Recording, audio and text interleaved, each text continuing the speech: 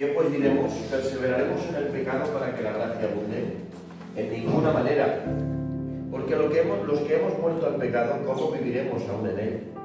¿O no sabéis que todos los que hemos sido bautizados en Cristo Jesús hemos sido bautizados en su muerte? Porque somos sepultados juntamente con él para muerte por el bautismo, a fin de que como Cristo resucitó de los muertos por la gloria del Padre, así también nosotros andemos en vida nueva. Porque si fuimos plantados juntamente con él en la semejanza de su muerte, así también lo seremos en la de su resurrección. Sabiendo esto, que nuestro viejo hombre fue crucificado juntamente con él, para que el cuerpo de pecado sea destruido, a fin de que no sirvamos más al pecado. Porque el que ha muerto ha sido justificado del pecado. Y si morimos con Cristo, creemos que también viviremos con él. Sabiendo que Cristo, habiendo resucitado de los muertos, ya no muere, la muerte no se enseñorea más de él. Porque en cuanto murió, al pecado murió una vez por todas, mas en cuanto vive, para Dios vive. Así también vosotros consideraos muertos al pecado, pero vivos para Dios en Cristo Jesús, Señor nuestro. Amén.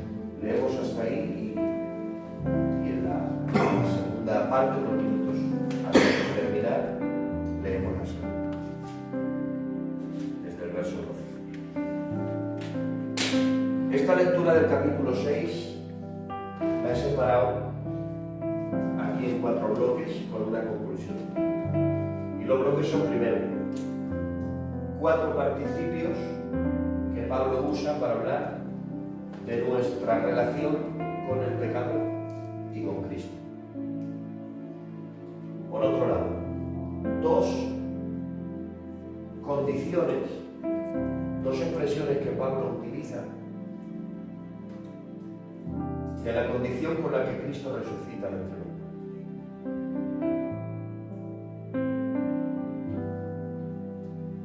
Tercero, lo que Cristo ha hecho con el poder del pecado en nuestras vidas. Y cuarto, la consecuencia final de una cosa y de la otra, del pecado y de la gracia. Repito, los bloques son 4 participios con los que Pablo se expresa para hablar nuestra relación con Cristo y con el pecado. 2 cualidades con las que Jesús resucita de entre los muertos. 3, lo que Cristo ha hecho con el pecado por su obra en nosotros. Y 4, la consecuencia final de ambas cosas, tanto del pecado como de la gracia de Dios. Así que primero empezamos con los 4 participios. ¿De qué estamos hablando de los 4 participios? Ya sabéis que es una conjugación de verbo que habla de un verbo que se ha realizado sobre algo o sobre algo. Y ¿esto a dónde nos lleva? Pues que cuando os acordáis que en las primeras clases dijimos que hay que mirar, cuando se estudian libros bíblicos, sobre todo las epístolas, hay que mirar los patrones lingüísticos que repite el escritor. Es decir, las veces que se expresan de la misma manera o de una forma parecida a lo largo de la carta. Eso te ayuda a encontrar un hilo conductor que a través de la carta te va enseñando una misma cosa, pero en diferentes facetas. Es decir, cuántas veces se ha expresado de la misma manera para decir las cosas, aunque cambie 1 o 2 palabras, pero la estructura de la frase ha sido la misma. Eso nos ayuda a encontrar un camino en el que podemos de alguna forma porcionar el estudio y encontrar algo a lo que el apóstol, el escritor, le está dando importancia. Y aquí lo encontramos, que es un patrón lingüístico que se repite, un patrón de expresión que se repite. Dice en el verso 3 que hemos sido bautizados, en el 4 que hemos sido sepultados, en el 5 que hemos sido plantados y en el 6 crucificados. ¿Te das cuenta que es una misma conjugación? Estos 4 son participios. Si del verbo mojar, el participio sería mojado, una acción realizada sobre una persona. Entonces, aquí habla sobre 4 condiciones de nuestra vida en relación al pecado y a la vez en relación a Cristo.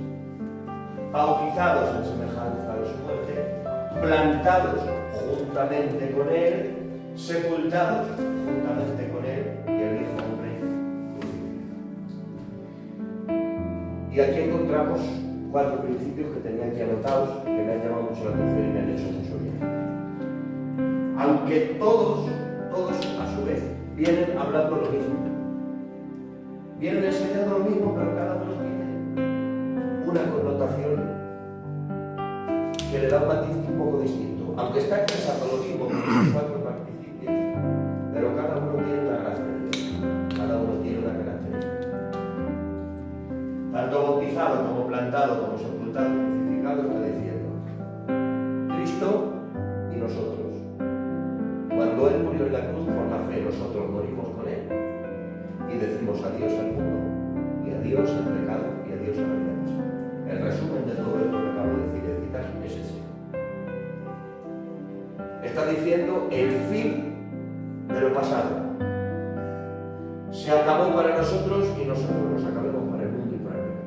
Eso es lo que está diciendo. Por eso utiliza esos 4 participios que vienen a ser lo mismo. Bautizado, que significa sumergido. Plantado, que también tiene que estar, para estar plantado, la semilla, la planta tiene que estar sumergida bajo la tierra. Sepultado, de igual manera, bajo tierra. Y crucificado, es decir, entregado, clavado en una cruz para no volver a recuperar. Te das cuenta, las 4 expresiones nos llevan a lo mismo. Pablo está hablando de nuestra relación con el pasado. El pasado hay que decirle adiós. Amén. ¿Y qué connotaciones distintas tiene? Cuando dice bautizado, dice que somos bautizados en Cristo. Bautizados en Cristo significa sumergidos en Cristo. Colosenses 3 dice que nuestra vida está escondida con Cristo en Dios. Esta es una parte que vamos, se dice en un momento, pero es de alguna manera fácil de decir, pero implica unas cosas tan grandes que quisiera que el Espíritu Santo en esta noche, como oraba el amador, nos lo haga entender y abrazarlo y poder vivir. Hemos sido bautizados en Cristo. Bautizados en Cristo, ahí no está hablando del bautismo en agua, sino del bautismo espiritual en el cual hemos sido ingresados al cuerpo de Cristo. ¿Y eso qué significa? Es que hemos sido introducidos en Él. Por eso la palabra en Él, en las cartas de Pablo, estamos dentro. Y estar dentro de Él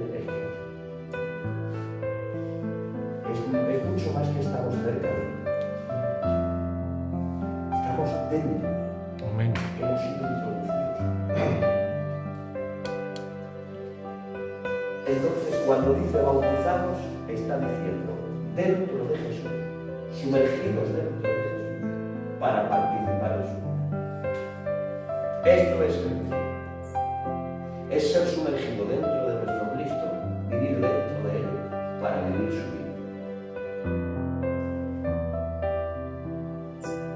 Plantados, sepultados, perdón, lo llevo en este orden. Primero bautizados, es decir, sumergidos en Él para vivir su vida. Sepultados, ahí está hablando del pasaje. Sepultados, ahí quedó enterrado, se puso piedra encima para no volver jamás a por él. Nuestro viejo yo, nuestro viejo pensamientos, nuestro viejo pecado, nuestras viejas rarezas, nuestras viejas prácticas, nuestras viejas ataduras.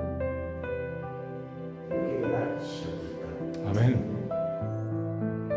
El yo que éramos antes de conocer a Cristo, ese quedó sepultado.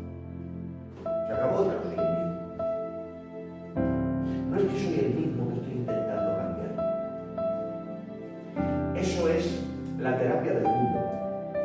En la terapia del mundo, la autoayuda o cualquier tipo de terapia para cambiar a las personas, se les dan herramientas y se les dan unos principios y se les dan unas pautas para que la persona empiece a cambiar desde lo que es y procure poco a poco ir implementando cambios en su vida y poco a poco vaya encontrando un desarrollo, pero que en la terapia de cambio del mundo uno intenta cambiar y vaya teniendo elementos nuevos en su vida, pero sigue siendo el mismo en la Biblia. En cambio, la Biblia habla de transformación. Es distinto. No es intentar cambiar poco a poco, pero ser el mismo por dentro. Es que el que yo era ha muerto. Amén. Y uno nuevo que no existía ha renacido. Amén. Cuando el Señor viene a una vida, no le va poniendo pequeños cambios, pero siendo la misma persona. Lo que hace es que por su poder crucifica y mata a la antigua persona y crea una nueva persona. Si alguno está en Cristo, nueva criatura es. Las cosas viejas pasaron. Amén. Todas son hechas nuevas. Amén. Luego hay una mejora progresiva en la que vamos creciendo, hay una santificación progresiva, hay una construcción gradual, pero de la nueva vida que ya tenemos en Cristo, pero ya la tenemos. La nueva naturaleza ya está dentro. Y poco a poco la vamos desarrollando, vamos dejando que lo que hay dentro desarrolle. Pero primero tiene que estar dentro esa semilla nueva para que luego desarrolle. Entonces, nunca podemos exigir cambios a quien no ha resucitado con Cristo, a quien no ha nacido de nuevo, a quien no ha muerto y ha resucitado en Cristo. Porque esto no es una obra humana, no es algo que yo pueda hacer con nadie y que nadie puede hacer por sí mismo. Esto es una obra que Dios hace en la persona, que solo Dios lo puede hacer. Amén. La regeneración es un milagro. El antiguo yo ha muerto. Una nueva persona ha nacido en Cristo. El antiguo, ¿cómo está? Sepultado. ¿Cómo estamos? Sumergidos en Cristo, bautizados. Sumergidos en Cristo para vivir su vida. El viejo hombre, ¿cómo está? Sepultado. Y además de estar sepultados, dice que hemos sido plantados. Y aquí os he adelantado este punto del anterior, pero bueno. Plantados. Es igual que sepultados y que bautizados. Sumergir. Cuando bautizas, sumerges en la tierra. Cuando sepultas, sumerges en la tierra. Cuando plantas, ¿qué haces? Sumerge la semilla en la tierra. La diferencia es que lo que se sepulta no florece, pero lo que se planta sí florece. Porque cuando dice sepultados, está haciendo énfasis en el olvido del pasado. Viejo hombre, ahí te quedas sepultado hasta nunca. Pero cuando dice plantados, está hablando de que hemos sido plantados en Cristo. ¿Para qué? Porque lo que se planta no se sepulta para olvidarse. Lo que se planta se sepulta, se entierra para dar fruto. Amén. Es decir, la semilla que se entierra bajo tierra, luego se entierra para siempre, no vuelve, como los zombies, en la que un zombie que ha sido enterrado vuelve para hacer la vida imposible. Lo que se sepulta no vuelve, pero lo que se planta se entierra para volver a brotar con una forma nueva. Lo que está diciendo Dios es: he hecho un proyecto contigo. He hecho un proyecto contigo. Amén. Para que dejes todo lo del pasado y te atrevas a resurgir del secreto con Dios.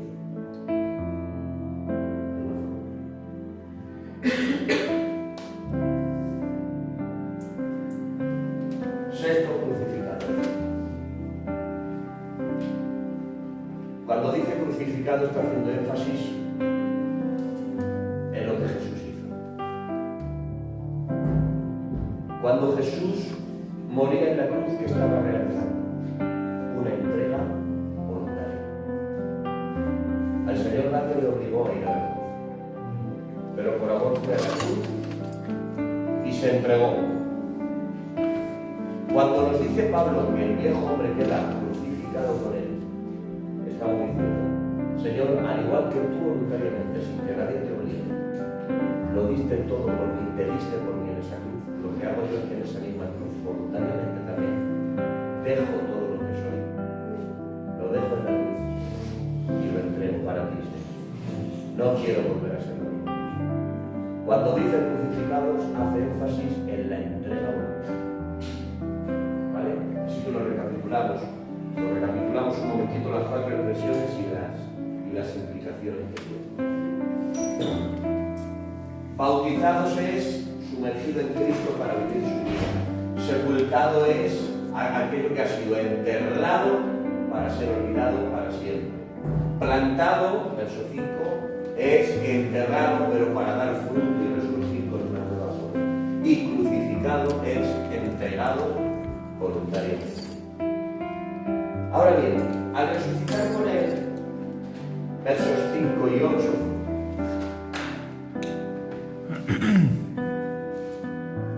versos 5 y 8, y ahí encuéntrame Juan, el verso 5, y Cortés el 9.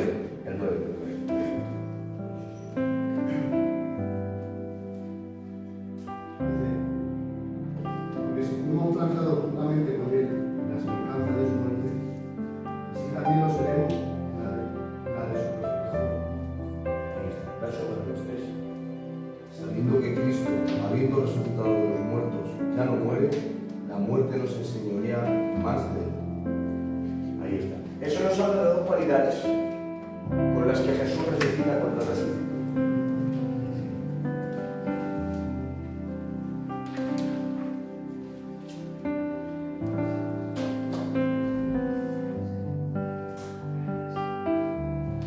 ¿Pasa algo?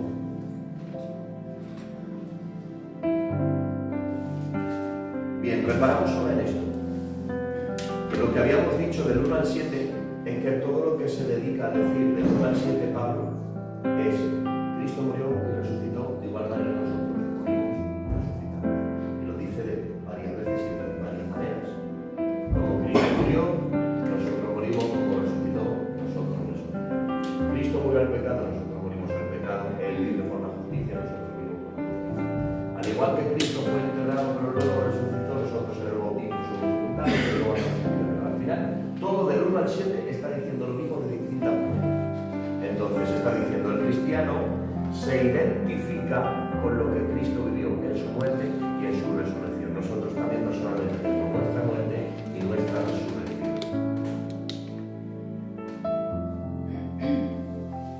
¿Y esto a dónde lo quiero llevar? Lo quiero llevar aquí. Cuando Jesús resucita, hay dos cualidades con las que Jesús resucita y con las que tú y yo también resucitamos. Lo que el Juan ha leído dice que si hemos sido plantados conforme a su muerte, en semejanza de su muerte, también lo seremos en la de su resurrección. Y ahora voy a sacar de aquí una nota de Pérez Millós que me ha dejado loco, pero me encanta. Y os la voy a poner. Cuando dice su resurrección, no solo está hablando de que nosotros, no solo está hablando de la esperanza de la resurrección final, que nosotros vamos a resucitar con la forma de Cristo en el arrebatamiento, que también ese es el cumplimiento pleno. Pero en el camino hay un cumplimiento intermedio de esa promesa, que también seremos manifestados en semejanza de su resurrección. ¿Cuál? ¿Habéis entendido hasta aquí, no? Que no solo está diciendo que esperamos la semejanza de su resurrección en el arrebatamiento cuando resucitemos o cuando seamos arrebatados, sino que en el camino aquí en la tierra hay un cumplimiento intermedio de esa esperanza, el de ser manifestado conforme a la resurrección de Cristo. ¿Y cuál es? Los días en los que Jesús resucitó antes de subir al cielo. Jesús resucitó y estuvo por mínimo 40 y algo días resucitado antes de subir al cielo. Eso también es una semejanza de nuestro renacimiento y nuestra vida cristiana. Como Cristo salió del sepulcro y estuvo esos días por la tierra antes de subir al cielo, así es el cristiano resucitado en un plano espiritual, no físico, sino espiritual, mientras camina por la tierra hasta que sube. ¿Y dónde encontramos la semejanza? Uno, Jesús resucitó diferente. Jesús resucitó por un aspecto.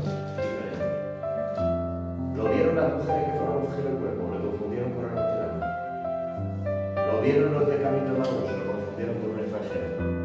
Lo vio Pedro, lo tenía en la barca y no sabía quién era. Hasta que uno le gritó, es el Señor, y se tiró a la agua. Y mira, se había pasado tiempo Pedro para poderlo reconocer. Ninguno de los tres lo reconoció, porque Jesús resucitó diferente. ¿Y esto a dónde nos lleva? Pues que el que resucita con Cristo, el que es una nueva persona, no puede ser igual que él. Quien nos vea,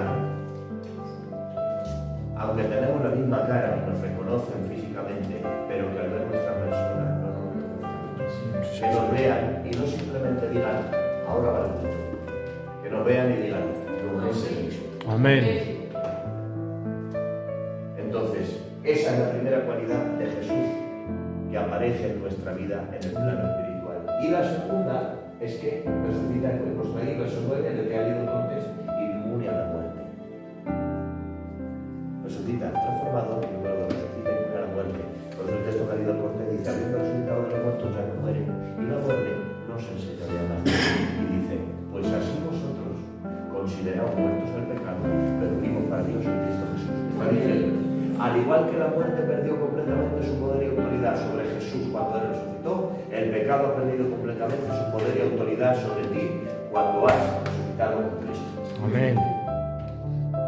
Entonces, hay que, en esta resurrección de vida cuando uno conoce a Cristo, uno sale a este mundo transformado y libre de la esclavitud del pecado.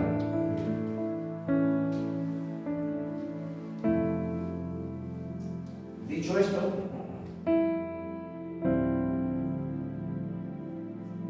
ahora vamos al verso 12, que es el que lo hemos leído, y ahora vamos a leerlo para estar finalizando en la parte práctica. No reine pues el pecado en vuestro cuerpo mortal, de modo que lo obedezcáis en sus concupiscencias, ni tampoco presentéis vuestros miembros al pecado como instrumentos de iniquidad, sino presentaos vosotros mismos a Dios como vivos de entre los muertos, y vuestros miembros a Dios como instrumentos de justicia. Porque el pecado no se enseñoreará de vosotros, pues no estáis bajo la ley, sino bajo la gracia. ¿Qué pues? ¿Pecaremos entonces porque no estamos bajo la ley, sino bajo la gracia? En ninguna manera. ¿No sabéis que si os sometéis a alguien como esclavos para obedecerle, sois esclavos de aquel a quien obedecéis, sea del pecado para muerte o sea de la obediencia para justicia?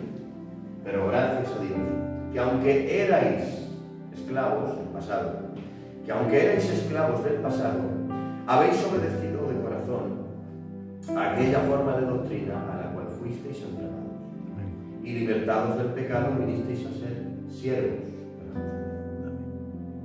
Hablo como humano por vuestra humana debilidad, así como presentasteis vuestros miembros para servir a la injusticia y a la iniquidad, así ahora para santificación presentad vuestros miembros para servir a la justicia. Porque cuando erais esclavos del pecado, erais libres acerca de la justicia. Pero ¿qué fruto teníais de aquellas cosas de las cuales ahora os avergonzáis? Porque el fin de ellas es muerte. Mas ahora que habéis sido libertados del pecado y hechos siervos de Dios, tenéis por vuestro fruto la santificación y como fin la vida eterna. Hasta ahí, mirad. ¿Os habéis dado cuenta? Este patrón lo veréis siempre, también en las enseñanzas de Pablo. ¿Os habéis dado cuenta qué cambio hay en las expresiones de Pablo? Desde que hemos empezado a leer, desde el 1 hasta el 11, y ahora desde este 12 que estamos leyendo. A ver si alguno podéis ver qué cambio de rumbo hay en la forma que ha estado enseñando, del 1 al 11, y la forma que enseña y se expresa del 12 al 11. Pues el cambio es el siguiente, y es el que aparece en todas las epístolas. Hasta el 11 te ha enseñado la doctrina, la teórica. Te ha enseñado lo que Cristo ha hecho contigo, lo que ha ocurrido en nuestras vidas, lo que la muerte y la resurrección de Cristo han traído a nosotros. Y desde el 12 dice, no reine pues el pecado en vuestro cuerpo mortal, ni presentéis vuestros cuerpos al pecado como instrumentos de iniquidad. A partir del 12 lo que está haciendo es enseñanza práctica. de lo que esto debe causar. Eso siempre aparece en las enseñanzas de Pablo. Dedica bien unos capítulos, bien unos versículos para enseñarte lo que Cristo ha hecho, cómo lo hizo, de qué manera lo hizo, qué instrumentos utilizó, el alcance de lo que hizo, los beneficios en nosotros. Y cuando primero te has subido al cielo para ver lo que Dios hizo, lo que Cristo hizo, lo que el Espíritu Santo ha hecho, todo eso, luego aterriza siempre. Aterriza a la tierra, aterriza contigo, se sienta contigo y te dice, pues ahora todo eso que Cristo ha hecho tiene que tener unos resultados en ti y unos frutos en ti. Y te empieza a decir a ti cómo vivir, cómo comportarte, cómo pensar, cómo actuar. Porque ese es el verdadero fruto de una enseñanza cristiana. Tiene que tener una enseñanza que nos haga ver lo que Dios ha hecho, lo que Cristo ha hecho, pero luego eso tiene que tener un resultado en mi vida. Tiene que tener un resultado auténtico de vida, unos frutos visibles. Entonces en el 12 lo que hace Pablo es decir, bueno, ahora vamos a la parte práctica. ¿En qué manera va a afectar esto en tu vida? Lo que te acabo de enseñar, está diciendo Pablo, ahora va a tener unos frutos. ¿Cuáles son? Pues que el pecado ya no reina en ti.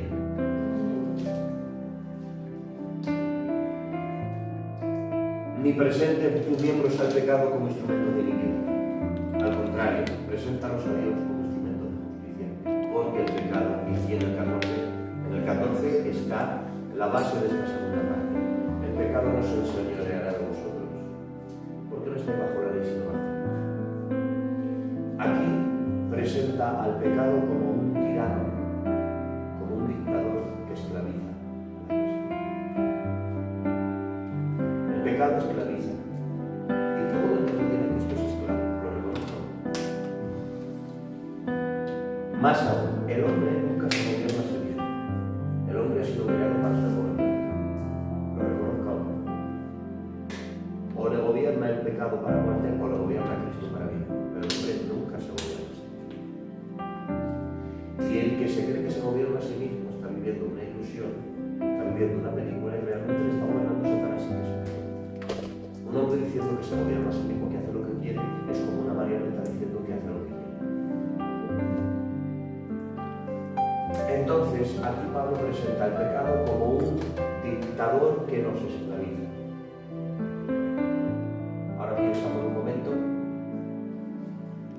en Corea del Norte. Para mí una de las pocas dictaduras que quedan conocidas aquí en esta era es la de Corea del Norte. En Corea del Norte nadie es dueño de lo que hace, de lo que tiene, no existe la propiedad privada, todo es de todos.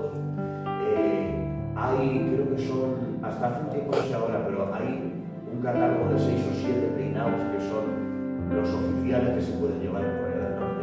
No se puede llevar ningún otro, ningún peluquero puede hacer otro, ni nadie puede pedir otro. Cuando murió el emperador, cuando murió el padre de Kim Jong-un, el que hay ahora, se decretó luto y era obligatorio por no sé cuántos días, no recuerdo si fue una semana o unos cuantos días, era obligatorio llorar en la calle. Y todo el que estaba en la calle tenía que llorar. Y lo grabaron y le veíais a los políticos en la calle diciendo aunque no quisieran, porque si no estaban formando un escándalo de lloros, los llevaban preso porque había que llorar por el dictador. Y como esto, pues un montón de cosas, ¿no? A uno lo metieron preso y lo tiraron del palizón por traer películas de Occidente. Otras películas de Occidente están prohibidas. Nadie es dueño de cómo se ve, de cómo se viste. ¿Qué ha hecho Cristo? Ese era el pecado. El pecado era el dictador que nos oprimía, que nos impedía levantar la cabeza para vivir en libertad para Dios y nos imponía el pecado. La ley que estaba en el pueblo, que nos obligaba a pecar. Ahora, ¿qué hace Cristo? Como si tú estás en Corea del Norte y la embajada española envía un helicóptero que te lleva a una pista de despegue y te monta en un avión y te libera y te trae a España a una democracia. ¿Qué ha hecho Cristo? Nos ha sacado de la dictadura y nos ha puesto bajo su poder. Nos ha hecho libres del pecado. Por eso uno ha podido ser todo el esclavo que quiera aquí, pero cuando sale de Corea del Norte llega a España, se te da ciudadanía española, eres español, ahora ya el dictador no tiene autoridad legal sobre ti. No puede venir, no puede detenerte, no puede aplicarte sus leyes, no puede hacer nada, porque su jurisdicción sobre esa persona se acabó. Ahora es un español con los derechos de un español, con la libertad de un español, y la dictadura que hay allí ya no le afecta. Amén. Cuando estás en Cristo, el pecado ha perdido su jurisdicción de autoridad sobre ti. Satanás ha perdido la jurisdicción de autoridad sobre ti que antes tenía. Antes la tenía, ya no la tiene. Ahora tiene las libertades del Hijo y la autoridad del Hijo de Dios. ¿Pero qué dice? Dice, el pecado ha sido, la palabra griega que utiliza es destronar el cuerpo de pecado. Es decir, cuando dice cuerpo de pecado está refiriéndose al poder del pecado. Ha sido destronado, ya no tiene autoridad. Pero en el 12 te avisa y te dice, no reines pecado en vuestro cuerpo. Señor, si tú me has hecho libre, ¿cómo es que me dices que no reines? Porque aunque Él te saca de la tiranía que te esclaviza y te trae la libertad, lo que te está diciendo es, no cojas tú ahora otro avión y vuelvas a Corea del Norte otra vez. No te metas aquí de donde te saques. No recuperes el contacto con aquello de lo que yo te separé. Claro. No quieras devolverle al pecado una autoridad que perdió sobre tu vida. Estar bajo la gracia implica separarnos para siempre de cualquier contacto con el pecado, con el sistema. Entonces, en vez de eso, ¿qué dice? Es lo contrario. Al igual que antes tu cuerpo, José, era un instrumento de mal, ahora es un instrumento de bien. Con esto presentad vuestros miembros a Dios como instrumento de justicia. Y a vosotros,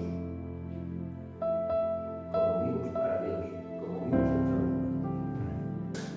Como dice el Señor, en medio de esta tierra hay una humanidad que está muerta en sus pecados. No te puedes oír, no te puedes sentir, no te puedes sentir, porque están eternamente muertos. Pero yo, que me ha dado la gracia de estar vivo, que me ha permitido estar vivo, quiero estar vivo en abundancia. Quiero tener vida en abundancia. Quiero servirte. Quiero vivir para ti. Quiero vivir una vida de abundancia. Sirviéndote, adorándote, dándote lo mejor de ti. Patrón de repetición. Estamos acabando. Te lo quería apuntar. El 13 y el 19, el 18 y el 22. Leedme por favor el Amador, encuéntrame el 13 y Ramón el 19. Amador el 13, Ramón el 19. Ni tampoco presentéis vuestros miembros al pecado como instrumento de iniquidad, sino presentaos vosotros mismos a Dios como vivos de entre los muertos, y vosotros miembros a Dios como instrumento de justicia. 19.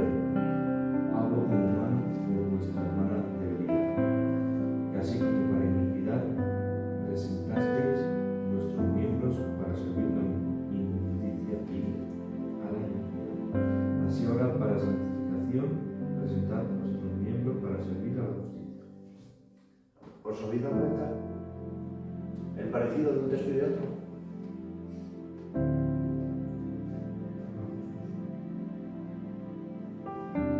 El patrón de expresión es el mismo, está diciendo lo mismo. Lo dice una vez en el 13 y lo repite en el 19.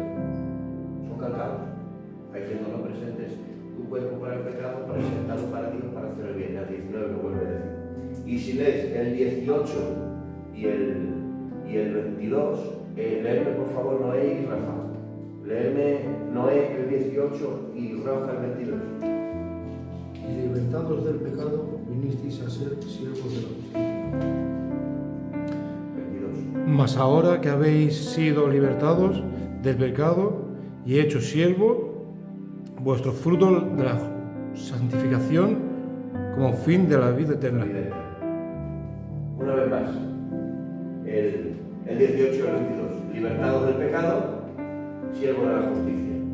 En el 18, en el 22 vuelve a decir, libertados del pecado, vuelve a decir, siervos de la justicia. ¿Por qué ese patrón de repetición? Sencillamente, porque en la parte que estamos ahora, que es la que acabo de compartir antes de la lectura, Pablo le da tanta importancia que lo repite, lo vuelve a decir, repite, lo vuelve a decir. En el capítulo 6, la repetición aparece muchas veces. Aparece como un recurso de enseñanza muy constante en el capítulo 6. Desde el 1 hasta el 7 te dice de varias maneras que ha sido bautizado, que ha sido sepultado, que ha sido enterrado, que ha sido crucificado. Que luego te vuelve a decir que ha sido libertado del pecado y siervo de la justicia. Te vuelve a decir, libertado del pecado y siervo de la justicia. Te dice, no presentes tus miembros al pecado, preséntalo para Dios. Otra vez, no presentes tu cuerpo para el mal, preséntalo para Dios. Repetición. ¿Por qué? Porque cuando el maestro bíblico, cuando en este caso Pablo, cualquiera de los apóstoles, le da suma importancia a algo, te lo repite varias veces para que no se nos quite de la cabeza, para que lo veamos expresado de formas diferentes, para que veamos que esa es una verdad que nos tiene que quedar afuera. No lo pasa una vez de pensar y continúa, no, lo repite. La repetición es muy necesaria. Cosa que a veces criticamos en una predicación, es que se repite, que ha hecho lo mismo varias veces. Piensa y medita como la Biblia enseña. A veces no se trata de llenar de contenido, llenar de contenido que de 10 que queda con dos. A veces es mejor decir algo de formas distintas para que aunque 10 haya dejado 2, pero que de las 2 se quede por lo menos un 1 constantísimo, que se quede el mayor contenido posible.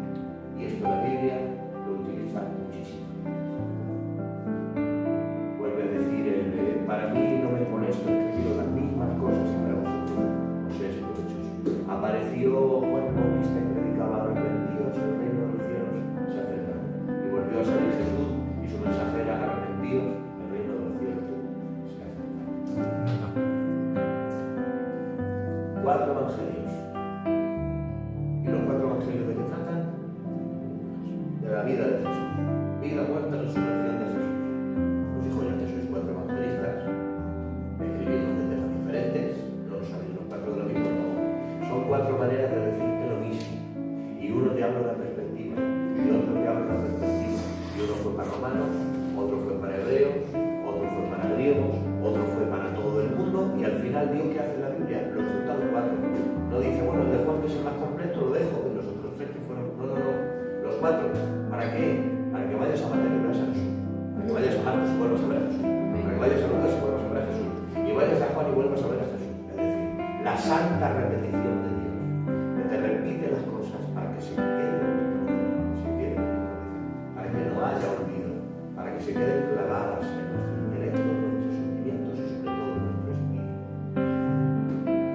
Y aquí, ¿qué es lo que tiene que quedar clavado que Pablo repite? Que ya no somos esclavos del pecado, que somos siervos de Dios. Amén. Que no estamos para hacer la voluntad de Dios, estamos para hacer la voluntad de Dios. Te cuenta que no te rescató del pecado para soltarte en un campo y decir, ahora eres libre, ahora lo que quieras. No hemos sido libres para hacer lo que queremos, no hemos sido libres para hacer lo que queremos. Amén. Y lo otro que te repite es que, por tanto, no ofrezcas tu cuerpo, no ofrezcas tu vida como instrumento. Ofrece tu ser como instrumento. En esto consiste la consagración. ¿Qué es consagrarse? Consagrar es apartar para el uso divino. Esto. Está diciendo aquí Pablo que eso es consagrarse para Dios. No solo es un tiempo de oración. Consagrar para Dios es apartar para el servicio de Dios, para una finalidad divina. Entonces, tengo que recordarte en esta noche que como tú eres de Dios, todo lo que tú eres y tienes es de Dios. Y si entendemos esto, que el pecado pecado, el viejo hombre ha quedado atrás. Y ahora pertenecemos a Cristo para una vida nueva. Hay que entregarle y decirle, Señor, mira, mis manos, que te sirvan a mí, instrumentos de Dios. Mis ojos, son instrumentos tuyos. Usa mis ojos. Amén. Usa mis ojos para mirar a quien necesita amor, para mirar a quien tiene una necesidad, Sí, Padre. para ver donde tengo que ver. ¿Os acordáis lo que le ha pasado a la niña y al diácono con la vecina el día de antes de ayer? Una mujer se iba a quitar la vida, pero entre tantos viandantes que había, ¿qué hizo el Señor? El Señor tiró de uno de sus instrumentos Qué bien. y ya utilizó sus ojos. Le dijo, vuélvete, mira para allá. Miró, ¡pa! Y ahí el Señor utilizó sus ojos. Que había una persona a la que Dios iba a destruir. Y utilizó sus pies para bajarse del coche y ir corriendo. Y utilizó su boca para decirle, Dios te ama. Qué bien. Este es el ejemplo práctico de lo que significa entregar nuestro cuerpo al servicio. Tus ojos son instrumentos de Dios para mirar a las personas, no como tú las quieres mirar, ni como tu malicio padre las quiere mirar, para mirarlos como Dios. Esa mirada con el corazón de Dios.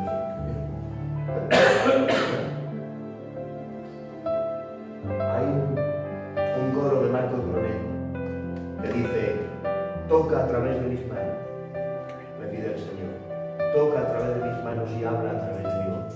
Amén. Es mucho privilegio que el Señor toque a través de mí, que el Señor hable a través de ti. Presentar tu cuerpo, tu ser, los miembros de tu ser para Dios. Cuando el amador Ramón abre la boca cantando y a través de ese viento musical que sale por la garganta, porque la música es viento, es aire, es espíritu, porque espíritu y aire son lo mismo, del griego neuma, del hebreo ruach. Cuando Dios usa un cantante, lo que hace es que está usando esas cuerdas vocales, esa garganta, y a través del espíritu, del aire, del soplo que sale de esos pulmones que cantan y de esa garganta, hace brotar su espíritu. Cuando Dios te usa.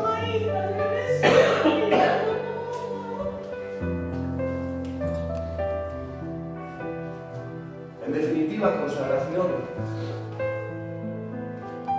Consagración es decir, Señor, te entrego, Señor, esta mente, estas manos, este corazón, para que sea tuyo. Y para que tú lo uses cuando tú quieras, para que tú dispongas de lo que tú quieras. Así como en el pasado, dice Pablo, presentaste vuestro cuerpo como instrumento de pecado, ahora preséntale tu cuerpo como un instrumento para Él, como un instrumento para ti. Mirad, porque la paga del pecado es muerte, pero la dádiva de Dios es vida eterna en Cristo Jesús.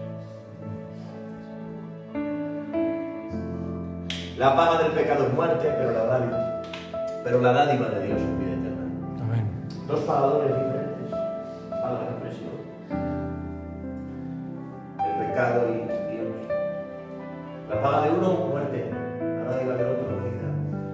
¿Te has dado cuenta que no dice la paga del pecado es muerte, pero la paga de Dios es vida eterna en Cristo Jesús? No dice eso. Dice la paga del pecado es muerte, pero la dádiva. Por el pecado hay paga, pero en la fe hay dádiva.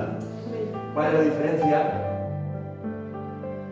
Yo sé que mi candidato no sale. ¿Cuál es la diferencia, amigo mío, entre la paga y la dádiva?